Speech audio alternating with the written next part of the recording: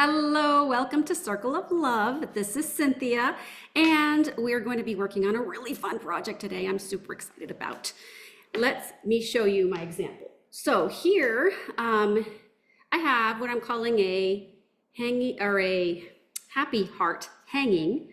And the reason I'm calling it happy heart is because it's a bit of a meditation activity that allows us to really look more closely at the things that we have in our lives that we can be grateful for, but also some things in our lives that we have access to that we can also utilize to build our agency. And I'll talk a little bit more about that as we go.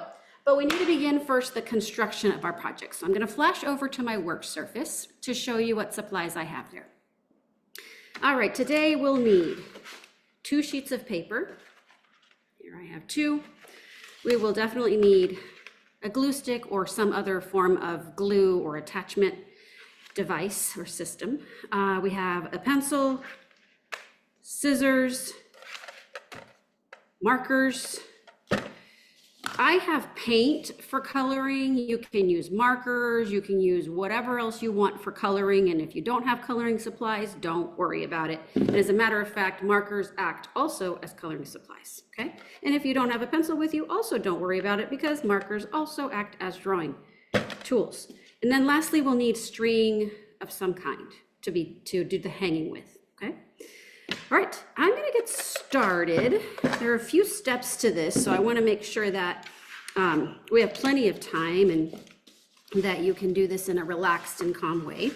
And the first thing we're gonna have to do is add color to just one side of each of these sheets, okay? So what I'm gonna do to add my color is place a few dots, and I love doing this. Is one of my favorite ways of coloring pages is to use paint and then use a scraping tool and scrape the paint across the page to fill it with color.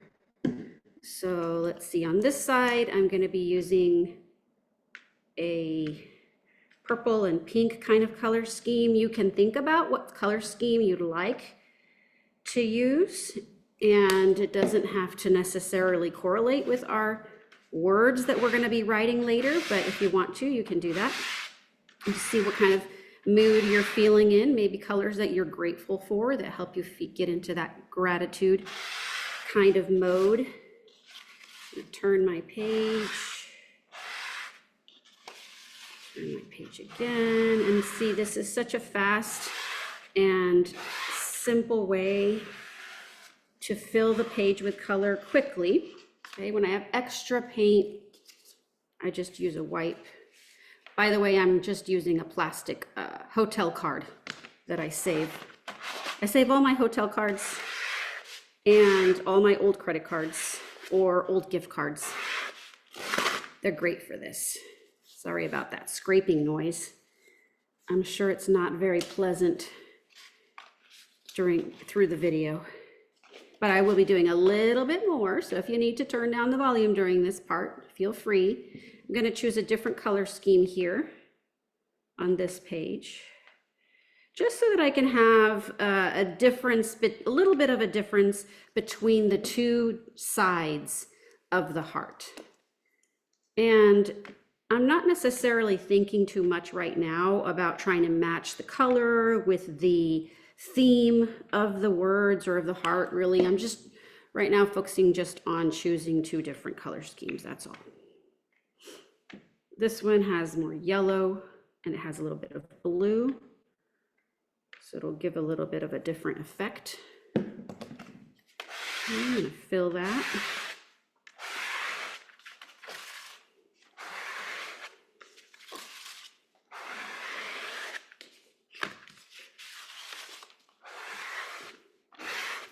Some areas turn to green because of the colors I'm using, and that's okay with me. I like to use processes that involve a little element of surprise or a little element of, also a little element of messiness, and then an element of just lack of control. Here, in this case, by scraping the colors, they're naturally gonna mix together, and in some areas create other colors that I didn't necessarily intend to have on this page.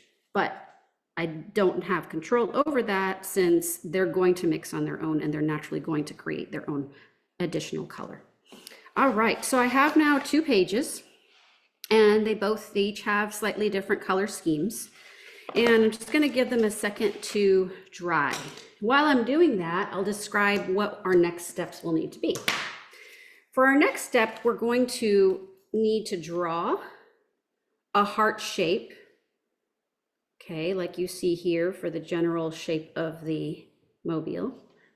We're going to draw a heart shape onto one of these pages. And I like to make my heart as big as I can fit it onto this page, onto the size of this page. And I also like to make my heart not perfect, not exactly symmetrical. Maybe it looks somewhat similar on both sides, but you know, I'd rather not have that feel of maybe a factory perfect heart. Okay, I look for opportunities always to try and incorporate ways to weave imperfection into my life, so that I don't have such a hard time with being imperfect all the times and every day that I am imperfect in different ways. Okay, it just helps me develop some grace for myself. Okay, so my pages have dried. I'm going to go ahead and notice how I stacked one page with the color facing up and one page with the color facing down. Okay, so you kind of want to have the colored sides facing away from each other. Right, I'm going to use my pencil, and here again is where if you don't have a pencil, you can use a marker, any other tool that you already have nearby. And this time, I think I want a heart shape that's kind of like almost very tall and skinny kind of a feel. I like that look sometimes. There. And as you could see, that one of my sides is definitely not like the other. Okay, and I could, if I have an eraser, I could do a little erasing here and just adjust the area that's not the same, or leave it the way it is. I'm going to do a little bit of adjusting and then just be happy with that.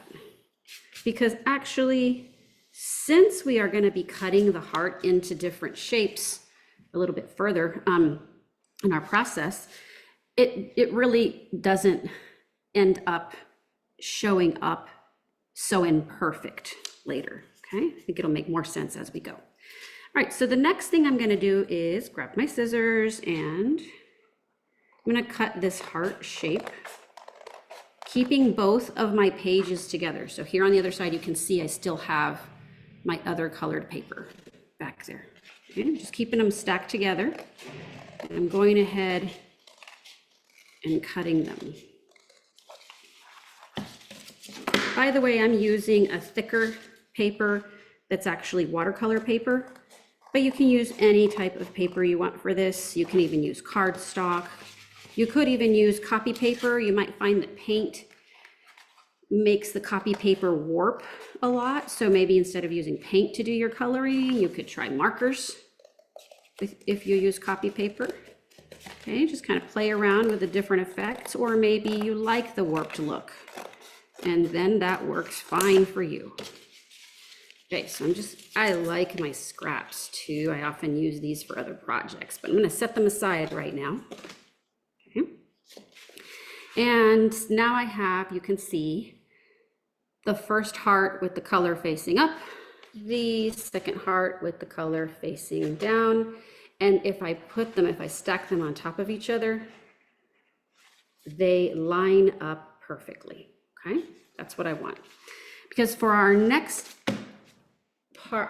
step, what we need to do is cut the heart into sections. So you can see here in my example, I just cut 3 sections, and that's what I'm gonna do again. I'm just gonna stick with 3 sections. You really could cut as many sections as you want. I find that 3 helps me to glue them more easily together, and then also gives me a little more room to be able to fit my writing in so I can see it clearly. And also when it hangs, that it just helps them hang more evenly. So I recommend the number 3. However, as always, you can do whatever feels right for you, okay? So on that note, I am going to just estimate around where I'm gonna cut. And I think I want these 2 arches here to stay together. So I'm gonna make one cut that goes across like that right underneath. I'm not too close to where this corner is here, probably around there. And then I'll come down and I'll make another cut around there, okay? So just kind of eyeball, or if you want to, you can draw it out first where you wanna make those cuts, and then go ahead and cut. And I'm actually gonna turn my heart sideways so I can really cut more perpendicular this way, okay? It doesn't really matter how straight your cuts are, I mean. Really, you can, you know, experiment a little with this. I have found that if I make my cut very, very wavy, that later my pieces tend to kind of get hooked on each other like this if they're trying to turn and spin. And I like for my hanging to be able to turn and spin like this if it wants to. But if that doesn't matter to you, then you can cut any shape of line that you want. Okay, I'm gonna go ahead and create my second and my third sections. And this spot right here feels right to me. So just choose the spots that feel right to you, keeping in mind that these 2 big arches, if you want them to stay together as one piece and you want it to be nice and strong, you're gonna want to just make sure to leave a wide enough section here so that you have enough area to attach them together, okay? All right, I'm gonna turn them back this way. And notice that every time I move them or cut them, I'm keeping that front together with that back lined up so the colors are facing away from each other, and I'm just keeping them together as if they were one piece. Okay, all right, this is the exciting part. Okay, so we're gonna go ahead and actually join all of these before we start our writing so that we keep our pieces, or we keep good track of our pieces, okay? I have this string I'm using, which is really just yarn, and I'm gonna cut a length that extends far enough above the top of the heart that will allow me enough space to be able to tie a loop later, and a loop as big as I might want it. You might want a really, really, really big loop, so make sure you give yourself extra length on the top of the heart. And then I'm gonna also leave some extra length at the bottom of the heart because I might wanna tie something on to the bottom just to kind of weigh it down a little bit, give it a little decoration. In my example, I added a pom-pom.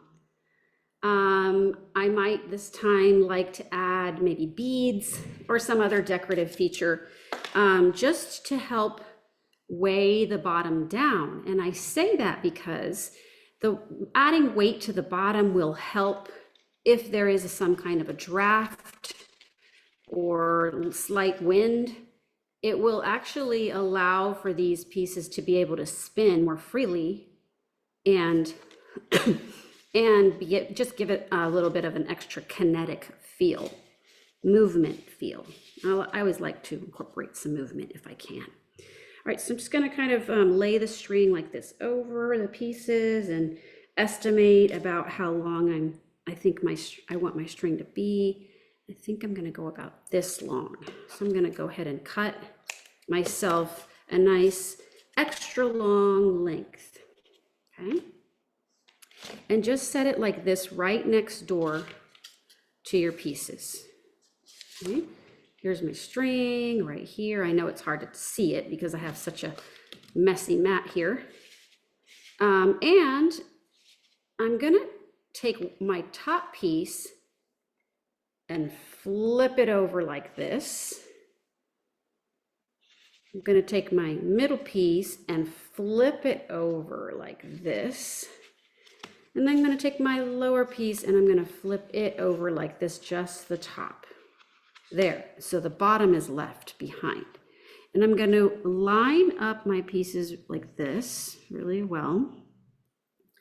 And just so that I want to get this even amount of spacing in between each piece like this, I also feel that I only need about that much, which is approximately a quarter inch of space there in between each section. If you want to leave more space, by all means, go for it. If you want to do less space, go for it. I like to leave a little bit of a space so that, again, if they do want to turn freely or independently, each of the different pieces in different directions, I want to allow them to do that. Okay, it's time to look for our glue stick. Okay, and I'm going to glue these one by one so that they don't all start just kind of sticking to each other by accident later. So I'm holding down the top section and I'm adding a bunch of glue, making sure I focus also on the edges of the piece. Make sure you look at those edges, okay? And get it back into position. And I'm gonna take my string and I'm gonna place it right over, get it to stay there, right over that center area. And I'm going to take my top piece and place it right back over where that first, there we go, where I first had it. There we go. And just press, press, press. Make sure that you press the edges really well. If you're using a glue stick, you might find that you kind of have to keep pressing over and over again, going back over areas that you did already press before, just to keep those pages together a little bit longer and give the glue a chance to really stick. Sometimes the glue just wants to pop back off. So I just give it a minute to kind of like this, stick together until it stays by itself. Okay. Okay, so we have completed our top section and now we're going to continue on to our next section. So I'm going to line this back up and I'm going to move my string out of the way so I can add my glue. Go ahead and add the glue, again focusing on the edges and of course the center, but making sure that I give equal attention to the edges. Lots of attention there. Lots of glue. Okay, get it back into position so that when I bring my string back over this section, I in fact have it lined up in the center there, or at least lined up with that first section where the string was placed there in that first section. Okay, and it's just kind of continuing it down now. Get my top piece back over here. Set it down, try to line it up.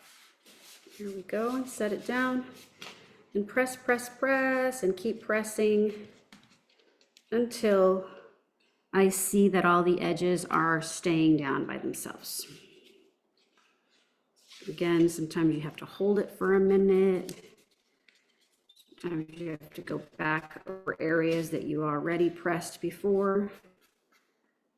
And just kind of make it stay. And I'm even going to go back over this first one. Go back over the second one. And especially press where you have your string. Also, a little tip, if you're using a really thick string like I did here on my example, I really had to hold like this. I actually had to hold for a really long time until those 2 layers of paper did in fact stay by themselves.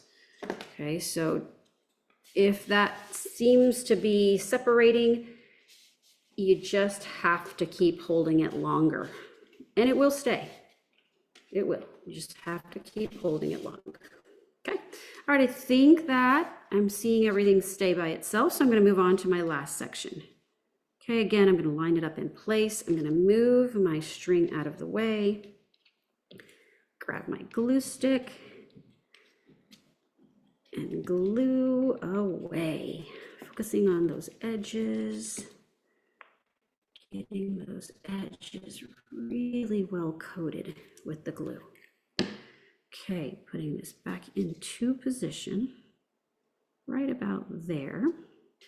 Bringing my yarn or string back down into place, making sure this one's staying where it goes, and now making sure this one,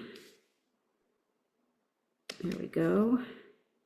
And notice that my string, you'll see here, my string does not align with the tip of my heart.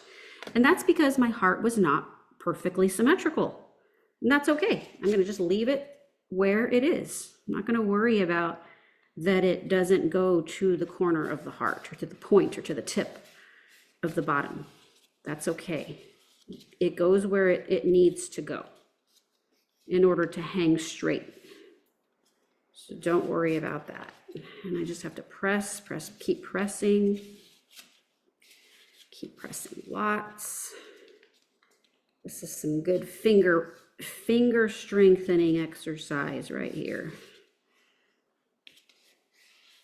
Building some dexterity in my fingers.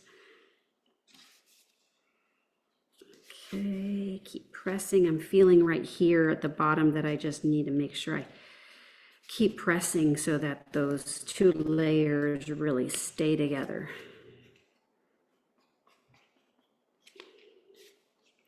And not trying to rush through this either. You know, really taking the time to construct something in a careful and meditative way. This is all part of our activity. Purpose is not just to make something and hurry and finish it. It's the process of the making. The physical process like this, that's the construction. The psychological thoughts and journey and experience along the way that we're going to get more into in a minute. And the meaning, the personal meaning that you get to put into it. Lastly, it's like the bonus, the icing on the cake is this wonderful finished product. Okay, I think my pieces are sticking together now. All right, so if I lift this up, here they are. And in fact, they sometimes want to twirl and twist and go in their own different directions, okay? Again, personally, I like that. But if that's not something you like, then you don't have to let them do that. Okay, and by the way, one way to prevent them further from doing that is going to be to not put so much weight at the bottom of your string, okay? And it'll mean also hanging it in a place that doesn't get so much draft or wind.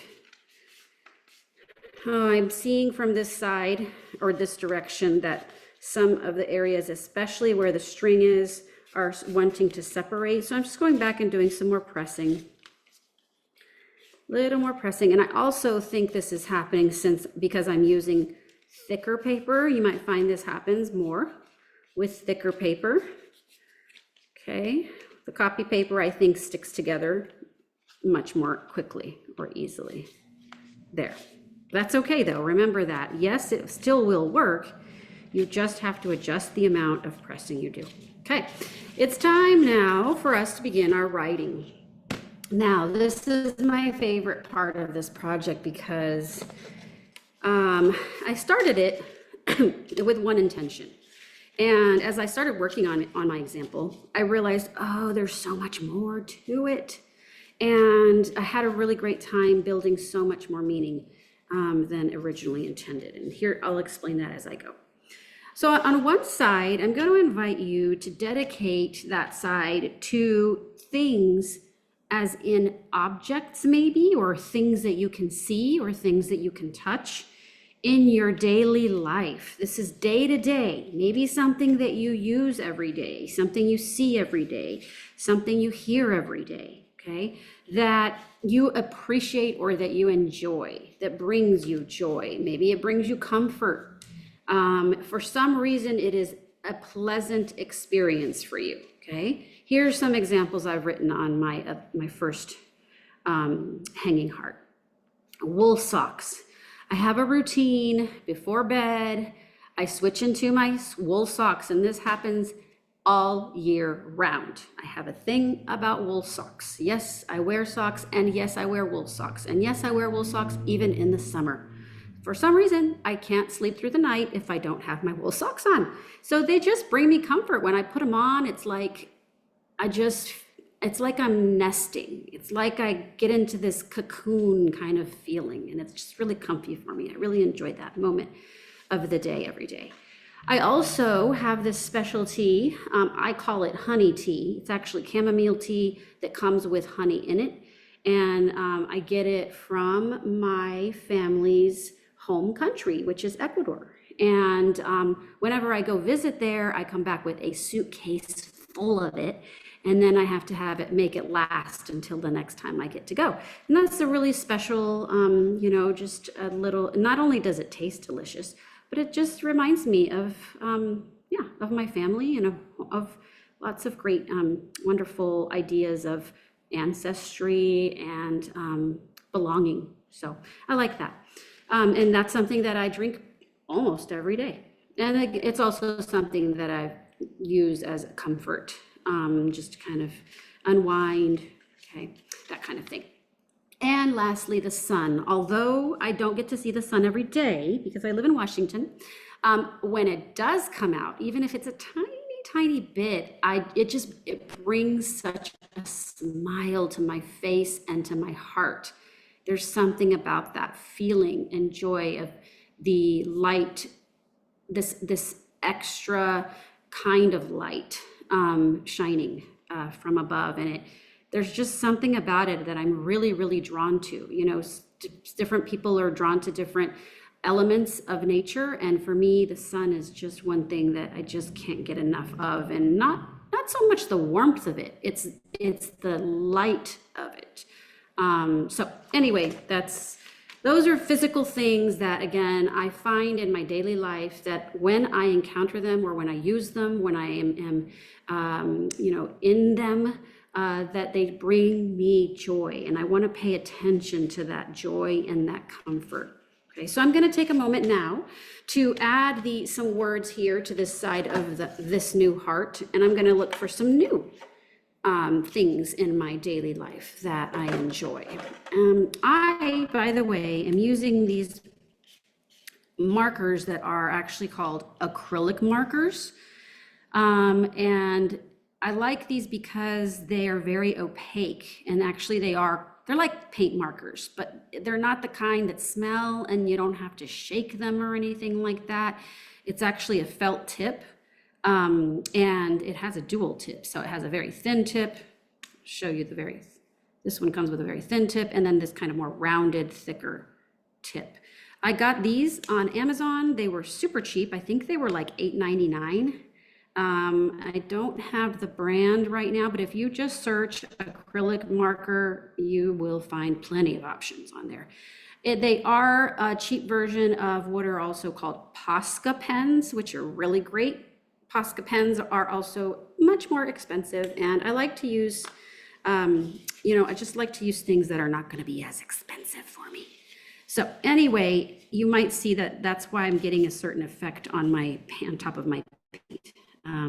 But you can use any other permanent markers, work great for this as well.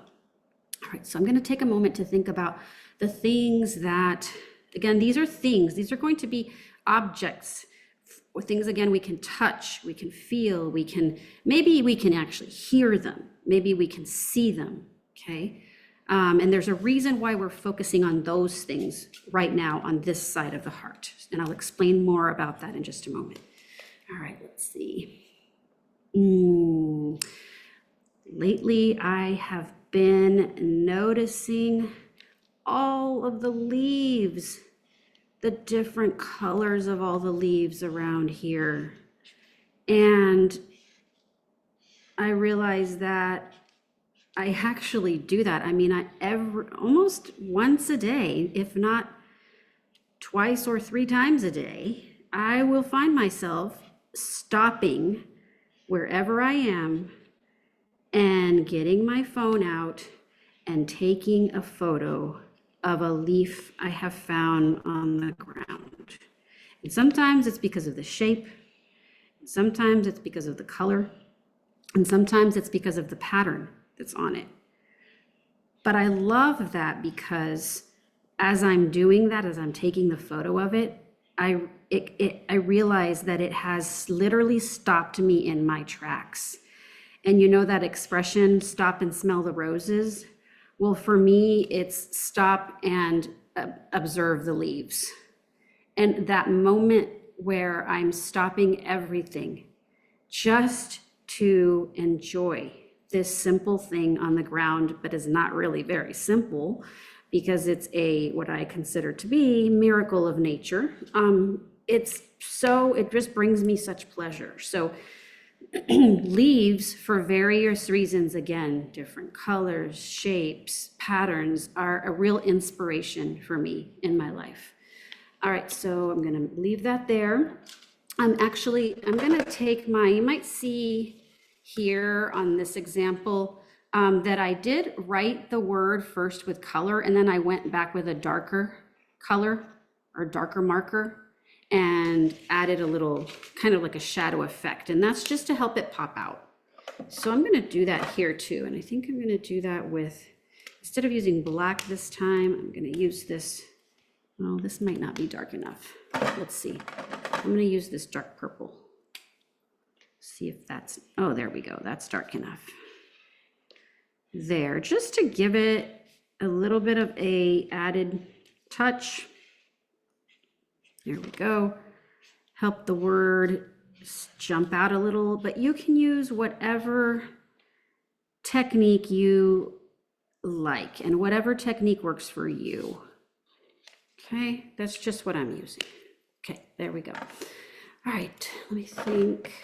I'm gonna go with this next color. And I'm thinking about,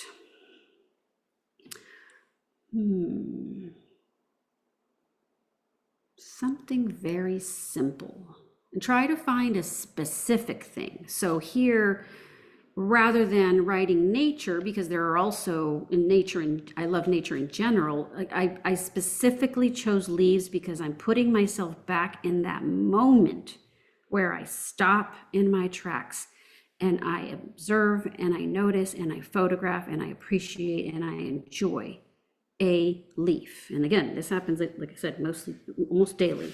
So again, look for those things that you experience almost daily.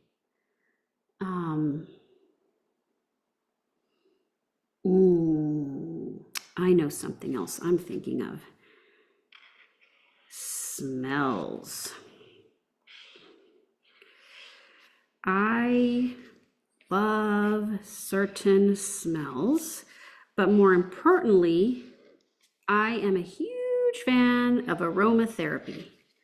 And every day I have a routine in the morning when I get ready, after I've gotten dressed, after I've done everything else, my very, very last step is always to spray this spray that I have.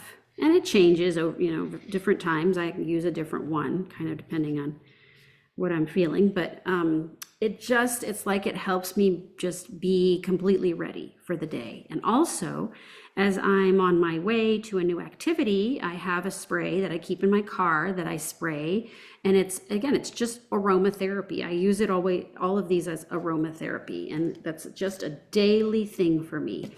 And it's an intentional thing. And when I experience it, it brings me such joy. It makes my heart smile. And it helps me feel ready, like I said before, feel ready for anything. Okay, I'm going to use this dark blue here to emphasize this word. And so I put smells because I also the other day was walking into a room, someone else's room, and they had I must have had a candle or something on. And it's like it penetrated down to my soul and my spirit. It was incredible. That also stopped me in my tracks. And it's not just a matter of liking the smell.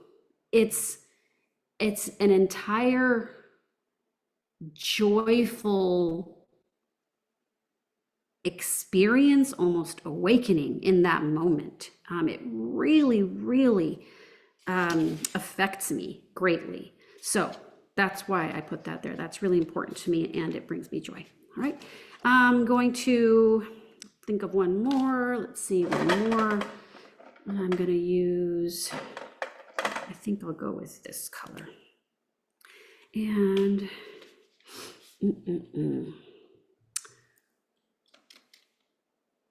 all right. I also noticed lately that I love bread. I have a fascination with bread. So different breads. I especially love rosemary bread. I mean, I know that, probably a lot of people have their favorite bread items or bread preferences. It's a kind of a common thing. But for me, bread is kind of like a ritual. And I have a slice in the morning. I have a slice usually in the middle of the day. Then I usually have another slice at night, and it's kind of like a comfort thing. Some people use ice cream for comfort, or candy, sweets or something. For me, it's a slice of bread, and sometimes it's sourdough bread or rosemary bread. I just really appreciate that, and it brings me joy. Simple thing that brings me so much joy. Okay, and I'm going to outline this one again with something dark. I think I'm going to go with this color. Let's see if that works. I'm going to give it a try. Yeah, I think that works fine. All right, so now we're finishing up the side that has these items on it that can be thought of as simple pleasures, can be thought of as items of appreciation. You can think of it in a few different ways, but these are physical things, little things, daily things that we already know, that we already have, that we already use, okay, that are already a part of our lives. I'm going to turn this over, and on the other side, I'm going to invite you to think about activities that you appreciate engaging in, that you appreciate having, that are probably already a part of your life, that you appreciate doing, but that also allow you to grow in some way. Let me give you some examples. On mine, I use the word belonging. I appreciate that feeling of belonging. It's something I, of course, always want to feel that I do belong, but having noticed or having remembered, having identified times when I felt that, when I actually could identify that I was belonging, and that feeling of the belonging, I I wrote it here because not only do I appreciate that feeling, and it's such a joyful feeling, but it's also something that I feel has helped me, has impacted me in a way that helps me grow, that helps me develop, that helps me blossom, that helps me be the me that I want to be. Okay, so belonging is important to me. So these are going to be things that are going to end up being important to you in some way, mostly, or I say mostly, I mean, I'm specifically speaking about a type of importance that helps you, that furthers you in some way, okay? Learning, not only do I like learning, I really enjoy just information. It's fascinating to me, and I mean on all kinds of different topics. But also the process of learning is something that I identify as helping me to be a better me. By that, I mean helping me be the me I want to be, and furthering my goals for myself and for my life. So learning is something that's really important to me. And lastly, here I wrote creating in several different ways, not just artistically, but troubleshooting or problem solving or assembling things. Sometimes it's organizing things. All of those for me are ways of creating something. And so creating is not just something I enjoy doing, but it's something that's important to me in my life that I feel helps me be the me that I want to be. It helps me reach the goals I want for myself and for my life. Okay, so these are things that I have in fact experienced at some point in some way that I can relate with. They are also things that I have identified that, again, help me. I call it help my heart grow, help me be my true and best me. Okay. So think about what can those things be in your life that tend to be verbs. On the other side, notice we've written things, right? More than somewhat objects, very tangible things. Here on the other side, your words might tend to be verbs. They might be actions. They might be things that you do or can do. So take a moment. I'm going to take a moment to brainstorm some additional things here. Let's see, and I'm going to start with, let's see this. Actually, I'm going to use this blue.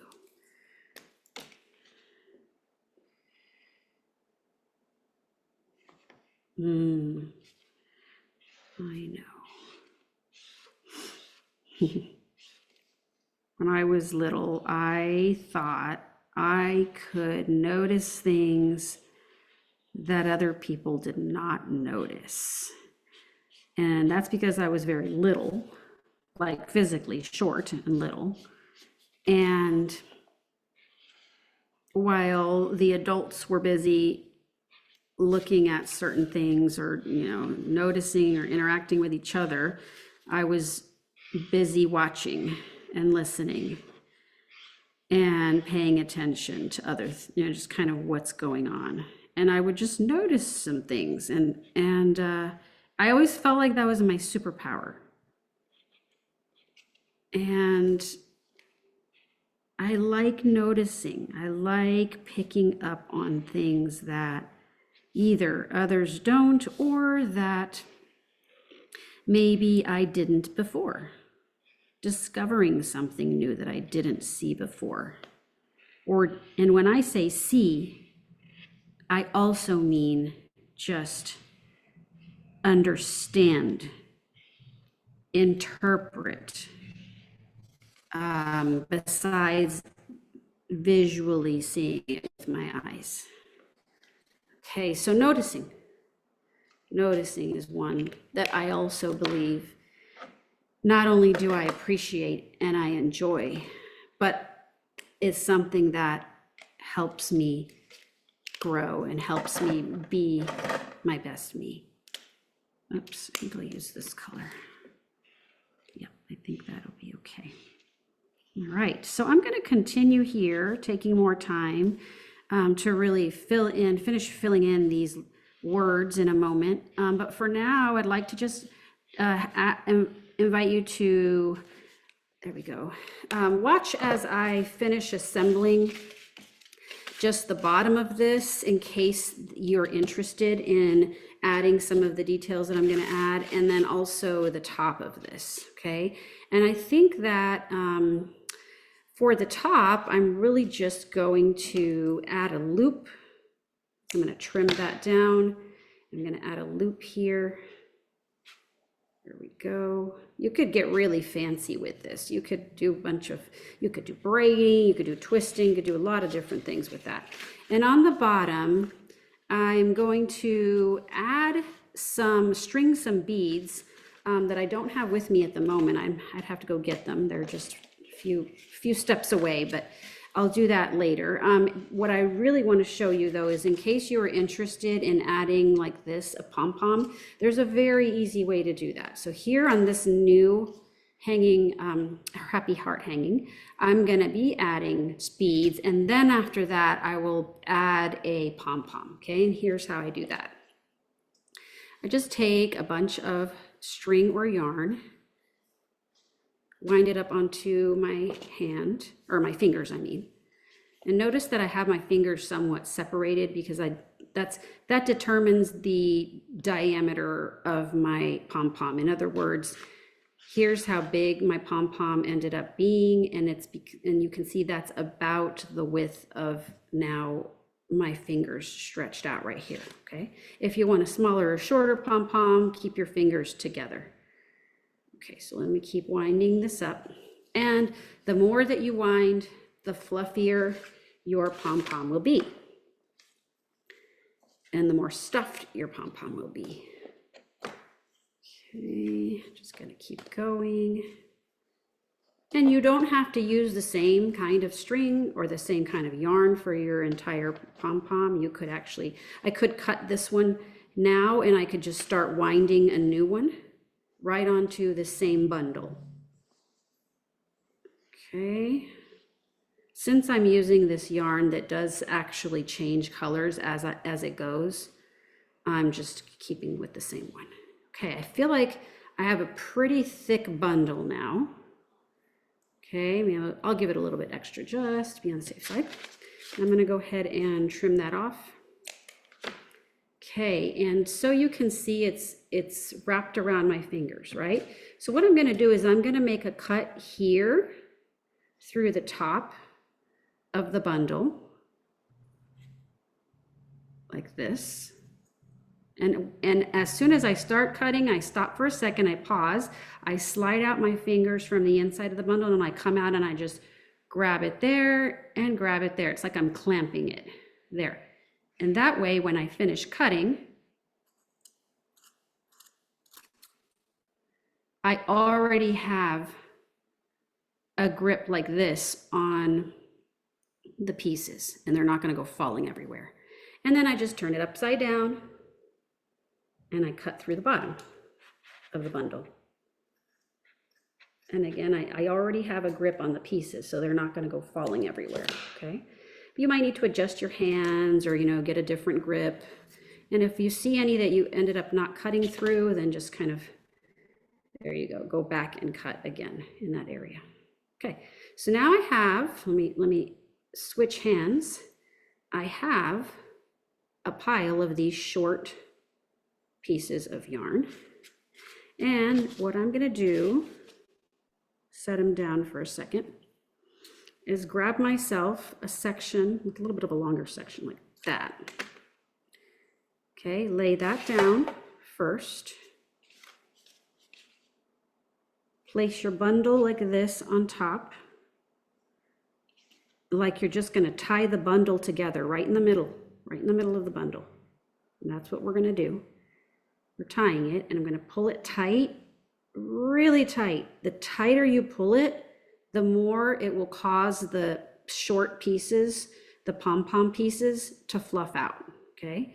Tie it really tight one time, and then go back and give it a second and a third knots. You want to double knot and triple knot. I'm just kind of having to use my fingers to keep that down in place. So here's the second knot. I'm gonna go do a third one. There. Now you'll notice that my pom-pom can lie flat like this on the top. It flattens out. If I had wound more around my fingers, it would fluff out some more, okay? Anyway, I would take this then and I would tie it onto the bottom of my hanging heart and I would be, good to go, okay? Fantastic work. I am going to flash over back to my face real quick. There we go. And I want to thank you so much for participating with me in this activity today. For those of you who are watching by recording, if you finish this project, please send me a completed photo of your work. I always love seeing what you've finished. I hope that you enjoyed this activity today. I can't wait to put the finishing touches on mine. And I also hope that this was a meaningful and enriching experience for you and something that you can then hang up and then you can use as a reminder, especially when maybe we need a reminder sometimes. All right, but also this is the season for Thanksgiving. I thank you and I hope that you feel thankful as well for the things that you can find in your life that you're grateful for. All right, I hope you can join me next time. Goodbye.